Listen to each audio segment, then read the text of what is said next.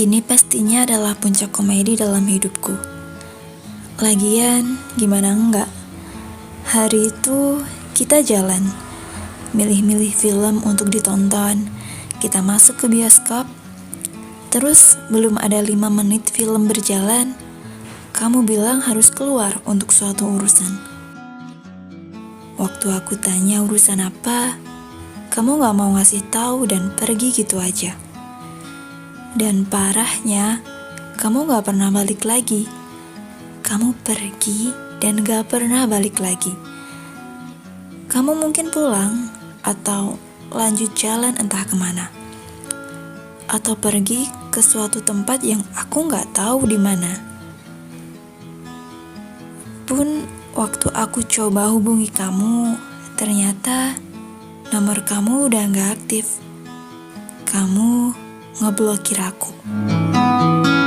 Saat itu, oh my god, rasanya kayak aku ingin ketawa. Bukan ingin nangis. Aku justru ingin ketawa. Aku keluar sendirian dari dalam studio dan pulang tanpa kamu. Di perjalanan pulang, aku mikir, apakah aku barusan dicampakkan? Atau mungkin ada istilah yang lebih tepat daripada dicampakkan? Aku gak paham. Bener-bener gak paham. Juga aku mikir tentang banyaknya kemungkinan-kemungkinan. Kemungkinan mengenai alasan kamu pergi. Di dalam kepalaku, kemungkinan-kemungkinan itu saling tumpang tindih. Ada yang berbicara hal-hal baik tentang kamu. Ada yang memaki-maki karena meninggalkanku. Ada juga sisi yang tidak mau berkomentar tentang kejadian barusan itu. Respon dalam kepalaku sebenarnya normal aja. Lagian, siapa yang gak bertanya-tanya tentang hal semacam itu? Dan meskipun aku udah berulang kali memperingatkan diri untuk gak jadi people pleaser dengan rajin menonton video motivasi di YouTube, aku tetap merespon dengan cukup panik tentang apa yang kamu lakukan padaku. Sesampainya di rumah, aku bersih-bersih dan merebahkan diri. Sampai di situ, aku yang tadinya mencoba tenang menjadi semakin panik. Mendadak isi kepalaku penuh dengan kamu. Semakin memikirkan tentang apakah aku ada salah pada kamu, apakah aku melakukan sesuatu yang kamu barangkali tidak suka, apakah kamu sebenarnya tidak benar-benar tertarik kepadaku, apakah kamu sebenarnya memiliki seseorang yang lain. Tanpa sadar, aku meraih handphone dan nyari nama kamu di kontak WhatsApp. Mencoba menghubungi kamu lagi dan lagi untuk meminta kejelasan. Tapi ya hasilnya nihil. Kamu ngeblokir aku. Dan bodohnya, aku gak berhenti di situ. Aku nyari kamu di Instagram. Dan karena kamu belum ngeblokir di sana, aku ngechat panjang lebar tentang situasi kita. Tapi ternyata kamu bersikap bodoh amat. Dan pun akhirnya di situ kamu ngeblokir aku juga.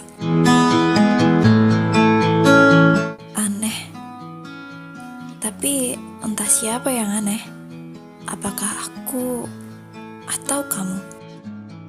Aku gak tahu. Ternyata aku gak berhak atas kamu. Ternyata aku salah menilai kamu dan seharusnya aku selama ini gak perlu menggunakan perasaan untuk merespon semua yang udah kita lalui. Di sini aku yang salah atas tindakanku sendiri. Aku menyadari bodohnya aku sewaktu membuka pagar pembatas yang sebelumnya udah aku buat.